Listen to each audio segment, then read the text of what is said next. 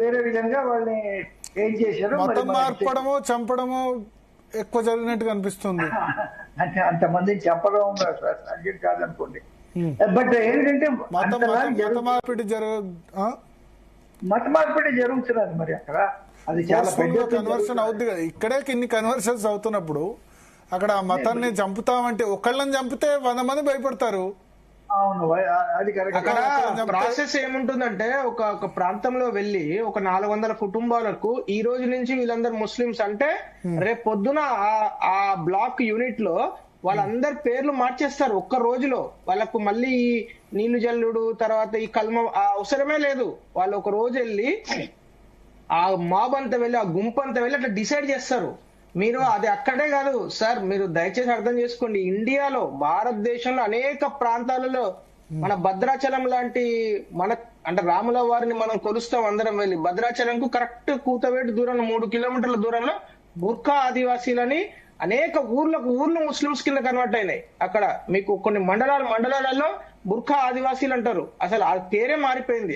Unfortunately అంటే మన హిందువులకు అదంతా అర్థం కాదు. అంతా మన పక్కన ఉన్న అయ్యప్ప స్వామి దేవాలయానికి వెళ్ళి మొక్కుతాము, అంతవరకు చాలా బాగుందని అనుకుంటాం. అక్కడతోనే ఆగిపోతున్నాం మనం. మన ప్రాంతాలలో, మన తెలంగాణలో, మన ఆంధ్రప్రదేశ్ లో జరిగే కన్వర్షన్స్ కావచ్చు, బెదిరింపు. నేను అనేది ఏదో కన్వర్షన్ వాళ్ళు వాలంటరీగా వెళ్ళి మొత్తం ఊరు మార్చేస్తారు ఒక రోజులో. ఆదివాసీ గుంపు 40-50 ఇండ్లు చిన్న చిన్న గుంపుల్లాగా ఉంటాయి, అవి గూడాల్లాగా, వాటిని ఒక రోజులో మార్చేస్తారు. ఇంకొకటి ఇందాక మిత్రులు అడుగుతున్నారు కదా, సో సిఏ విషయంలో ఒక చిన్న అమెండ్మెంట్ జరిగింది సెప్టెంబర్ 2025 లో.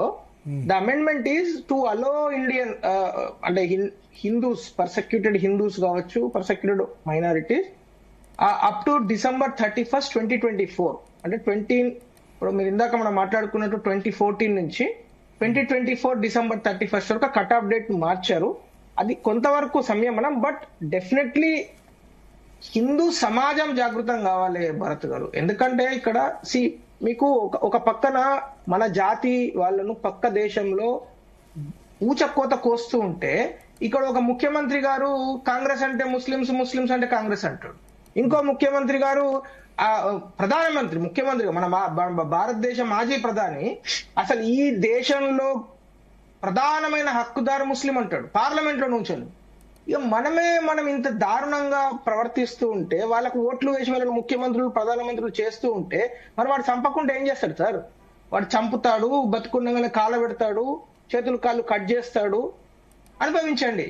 సో నేను చాలా బాధతో మాట్లాడుతున్నా. ఎందుకంటే ఒక ఎన్నిక కాబడ్డ ముఖ్యమంత్రి, సెక్యులర్ గా ఉండాల్సిన ముఖ్యమంత్రి, వాళ్ళు చెప్పిన సెక్యులర్ భాషలోనే అలాంటిది వచ్చి ముస్లిమ్స్ అంటే కాంగ్రెస్ అంటే ముస్లిమ్స్ అని పబ్లిక్ గా మైకులు పట్టుకొని మాట్లాడుతూ ఉంటే, లేకుంటే ఇంకో మాజీ ప్రధానమంత్రి మన్మోహన్ సింగ్ గారు పార్లమెంట్ లో నిలబడి ఈ దేశంలో మొట్టమొదటి హక్కు ఎవరికైనా ఉన్నదంటే అది ముస్లిమ్స్ కే అని మాట్లాడుతూ ఉంటే, మరి this is how you will feel. అంటే దాని అవుట్కమే కదా ఇదంతా.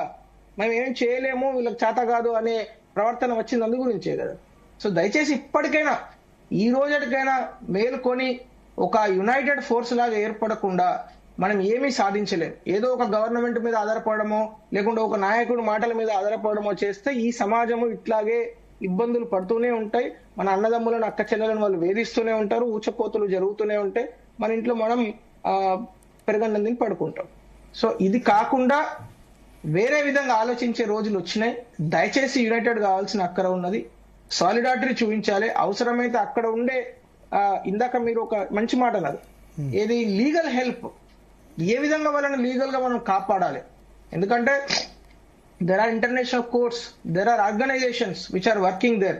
సో ఇవన్నిటిని స్ట్రెంథన్ చేయాల్సిన అక్కర ఉన్నది. ఎందుకంటే వాళ్ళందరినీ ఇప్పుడు 8-10% మందిని సడన్ గా భారతదేశం డోర్లు తీసుకొచ్చి భారతదేశంలో మనం తీసుకొచ్చి చేయడం కూడా సాధ్యం కాదు. ఎందుకంటే వాళ్ళు ఆంధ్రప్రదేశ్ కో, తెలంగాణకో, తమిళనాడుకో రారు. వాళ్ళు రాగానే ఫస్ట్ బీహార్కి వస్తారు, రాగానే ఫస్ట్ బెంగాల్కి వస్తారు. It is a burden on those states. It is not possible. అంతే కదా. వాళ్ళని డైరెక్ట్ తీసుకొచ్చి మీరు విమానంలో తీసుకొచ్చి ఇక్కడ పెట్టలేరు కదా. సో ఆ బార్డర్ ఓపెన్ చేయాలి. బార్డర్ చేయగానే అదంతా తీసుకొచ్చి ఆ బార్డర్ లో బ్లాక్ అయిపోతుంది. So that's not going to work. So దేశ విభజన సమయంలో రకరకాల చోట్ల డిస్ప్లే చేశారు. ఇప్పుడు ఢిల్లీలో లాజ్పత్ నగర్ లో చాలా మంది సిక్కులకు ఆశ్రయం ఇచ్చారు. Yes. మన దగ్గర సిర్పూర్ కాగజ్ నగర్ లో చాలా మంది బెంగాలీస్ ఉంటారు. బహుశా Yes, exactly. వాళ్ళు బంగ్లాదేశ్ నుంచి వచ్చిన వాళ్ళే. సో అట్లా ఈ 130 కోట్ల జనాభా ఉంది భారతదేశంలో. ఇంకొక 1.3 కోట్ల మంది పెద్ద భారం గారు. ఆల్రెడీ బంగ్లాదేశీలు నాకు తెలిసి 3 కోట్ల మంది 4 కోట్ల మంది ఇల్లీగల్ గా ఉంటున్నారు. సో 1.3 crores అంటే 1% ఆఫ్ ది పాపులేషన్. అన్ని రాష్ట్రాలకు నేను అన్న పాయింట్ అది కాదు. అంటే వాళ్ళు వివిధ స్టేట్స్ లో డిస్ట్రిబ్యూట్ అయితే ప్రాబ్లం లేదు. ఎస్, అందరూ రారు. బట్ వచ్చిన వాళ్ళు వెల్కమ్ అంటే తప్పే ఉంది. వచ్చిన వాళ్ళు వెల్కమ్ రండి. అందు గురించే కదా అమెండ్మెంట్ తీసుకొచ్చారు కదా. అవును, వాళ్ళకు రైట్ రాయల్ వేలో తీసుకురావడానికి అమెండ్మెంట్ తీసుకొచ్చింది. కానీ అది 2014 లోపల వచ్చి ఆల్రెడీ ఉన్న వాళ్ళకి. Not 14. There is amendment in CAA amendment act లో ఇంకొక అమెండ్మెంట్ తీసుకొచ్చి సెప్టెంబర్ 2025 లో 2024 వరకు 2024 December 31st you can check the facts. I have just checked it. 2024 December 31st వరకు అలౌ చేస్తున్నారు. ఓకే, అయితే దాన్ని ఇంకా ఫర్దర్ గా ఎక్స్టెండ్ చేయమని December 2025 వరకు ఎక్స్టెండ్ చేయమని వాళ్ళు అడుగుతున్నారు. బట్ 2024 December 31st వరకు it is allowed now. The cut off is extended. But point is అదే, ఇప్పుడు సిఏఏ ఒక టూల్, దాంతో పాటు మిగతా టూల్స్ ను కూడా మనం ఎక్సర్సైజ్ చేయాల్సిన అక్కర ఉన్నది. లీగల్ సపోర్ట్ ఇవ్వాల్సిన అక్కర ఉన్నది. అక్కడ ఉన్న హిందూ ఏదైతే సపోర్ట్ బేసెస్ ఉన్నాయో వాటంటిని స్ట్రెంథెన్ చేయాల్సిన అక్కర ఉంది. More than everything, Himanta Biswa Sharma గారు చెప్పినట్టు బంగ్లాదేశ్ కూడా భయపడాలి. ఎందుకంటే బంగ్లాదేశ్ ఈ రోజు దే ఆర్ ఎంజాయింగ్ ఇన్సులేటెడ్. అంటే వాళ్ళు ఏమనుకుంటున్నారు, భారతదేశం మా మీద దండయాత్ర చేయదు, భారతదేశం మమ్మల్ని డివైడ్ చేయలేదు, మాకు పాకిస్తాన్ సపోర్ట్ ఉంది, లేకుంటే అమెరికా సపోర్ట్ ఉంది, ఈ విధంగా వాళ్ళకు ఒక ఫాల్స్ కాన్ఫిడెన్స్ లో బతుకుతున్నారు వాళ్ళు. బట్ డెఫినెట్లీ వాళ్ళను కూడా ఒక భయపడబెట్టాల్సిన అక్కర ఉన్నది.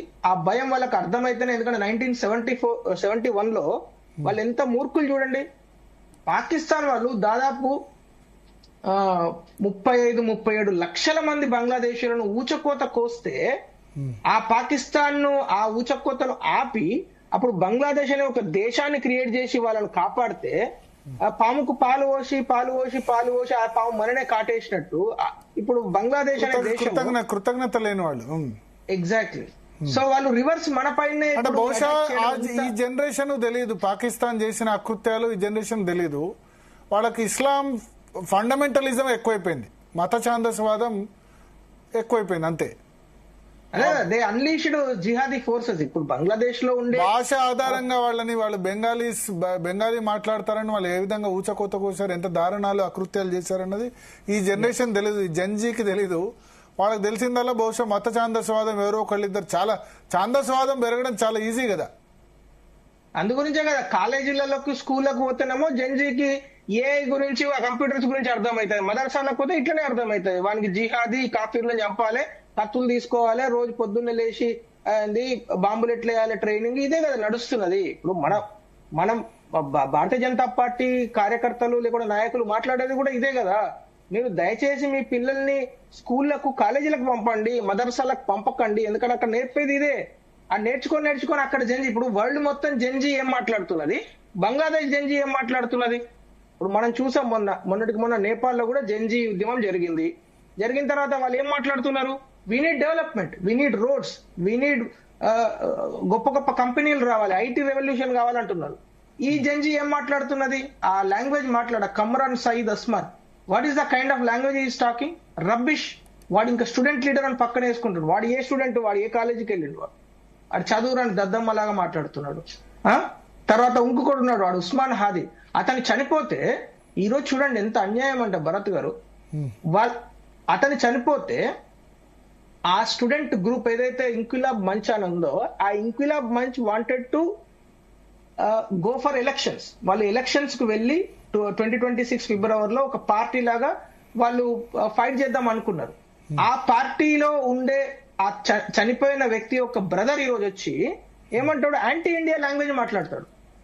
అసలు ద పర్పస్ ఆ పార్టీ పెట్టడానికి కారణం ఏంది, బంగ్లాదేశ్ లో ఉండే స్టూడెంట్స్ ని యునైట్ చేసి బంగ్లాదేశ్ లో ఎలక్షన్స్ ఫైట్ చేసి, సరే అక్కడ ఉన్న గవర్నమెంట్ ఫామ్ చేద్దామని ఒక ఇంకిలాబ్ మంచ్ అని పెడితే, దానికి సంబంధించిన వాళ్ళ బ్రదర్ వచ్చి టోటల్ యాంటీ ఇండియా లాంగ్వేజ్ మాట్లాడతారు. So my point is final గా వాళ్ళ డెస్టినీ ఒకటేనండి, హిందూ ముస్లిం కాఫీర్ ను చంపాలి, జిహాద్ ఎలిమెంట్స్ ను అన్లీజ్ చేయాలి. మొత్తం తిరిగి తిరిగి తిరిగి తిరిగి అక్కడికి చేరుకుంటది. సో దయచేసి ఇప్పటికైనా అర్థం చేసుకోవాల్సింది ఏంటంటే అది షేక్ హసీనానైనా, ముజబుర్ రెహమాన్ అయినా, జియా ఖలీదా జియా అయినా, ఇప్పుడు షేక్ హసీనా కొంత సాఫ్టే కదా, ఆమె ఇస్లామిక్ ఫండమెంటలిస్ట్ భావజాలాన్ని వ్యతిరేకించే కదా, అందువల్లే కదా ఇప్పుడు ఇదంతా తిరుగుబాటు కూడా. నేను అదే అంటున్నాను, ఎవరైనా చివరికి చిరిగి అదే ఉంటుంది అని మనం గ్రహించి దాన్ని ఏ విధంగా కంట్రోల్ చేయాలి, కంట్రోలింగ్ ఎలిమెంట్స్ మాత్రమే మనం పెట్టుకోవాలి, లీవర్స్ పెట్టుకోవాలి తప్పితే వాళ్ళని పూర్తిగా నమ్మలేము అనేది నా పాయింట్. అంటే అల్టిమేట్ గా బాటమ్ లైన్ ఏంటంటే we cannot trust them fully. ఇప్పుడు షేక్ హసీనా నమ్మినాం అనుకోండి, ఫైనల్ గా ఏం జరిగింది, ఆమెనే బయటకు దోషేసిర్రు. ఇప్పుడు మన అసలు అవామీ లీగ్ లో 45% ఆఫ్ ది కార్యకర్తాస్ ఆర్ హిందూస్. ఇవాళ వాళ్ళను పార్టీ పేరు మీద చంపుతున్నారు వాళ్ళను, హిందువులను. వాళ్ళు ఏమంటున్నారు, ఇప్పుడు మీరు ఎఫ్ఐఆర్ బుక్ అవుతుంది కదా, అక్కడ వాళ్ళు ఏం రాస్తున్నారు, వీళ్ళు మా పొలిటికల్ ఎనిమీస్ అని రాస్తున్నారు, కాఫీర్లను రాస్తలేరు వాళ్ళు. వాళ్ళు ఇప్పుడు ఈ రోజు ఆ సమ్రాట్ ఎవరైతే అమృత్ మండల్ ని చంపిన చూస్తే వాళ్ళు ఏం నిరూపించడానికి ప్రయత్నం చేస్తున్నారు, అతను ఒక పొలిటికల్ యాక్టివిస్ట్, అతను ఒక రౌడీ షీటరు, అతని పైన కేసెస్ ఉన్నాయి, మర్డర్ కేసెస్ ఉన్నాయి, ఇవన్నీ చెప్తున్నారు తప్పితే అతని హిందూ కాబట్టి చంపాము అని ఎక్కడ వాళ్ళు చెప్పుకుంటలేరు. కొంతమంది చెప్తున్నారు, బట్ మేజర్ గా వాళ్ళు చెప్పేది, గవర్నమెంట్ చెప్పేది అది కాదు, ఆ లాంగ్వేజ్ కాదు. సో వాళ్ళు ఏంది, అవామీ లీగ్ కు సపోర్ట్ చేశారు వీళ్ళందరూ అని హిందూస్ పైన దాడి చేస్తారు. మరి అదే అవామీ లీగ్ కు సపోర్ట్ చేసిన ముస్లింస్ పైన, ముస్లిం కుటుంబాల పైన ఎందుకు దాడులు చేస్తలేరు? ఇది ఒక క్వశ్చనే కదా. ఇప్పుడు అవామీ లీగ్ ఇస్ వాళ్ళు అక్కడ ప్రొహిబిట్ చేసిన, బ్యాన్ చేసిన ఒక పొలిటికల్ అవుట్ఫిట్.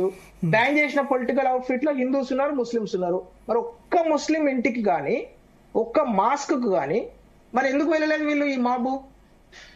ఈ క్వశ్చన్ అయితే హిందూస్ అందరు అడుక్కోవాలి కదా. నగేష్ గారు, నగేష్ గారు, ఇప్పుడు ఒక ముస్లిం ను కూడా దాడి చేయలేదు.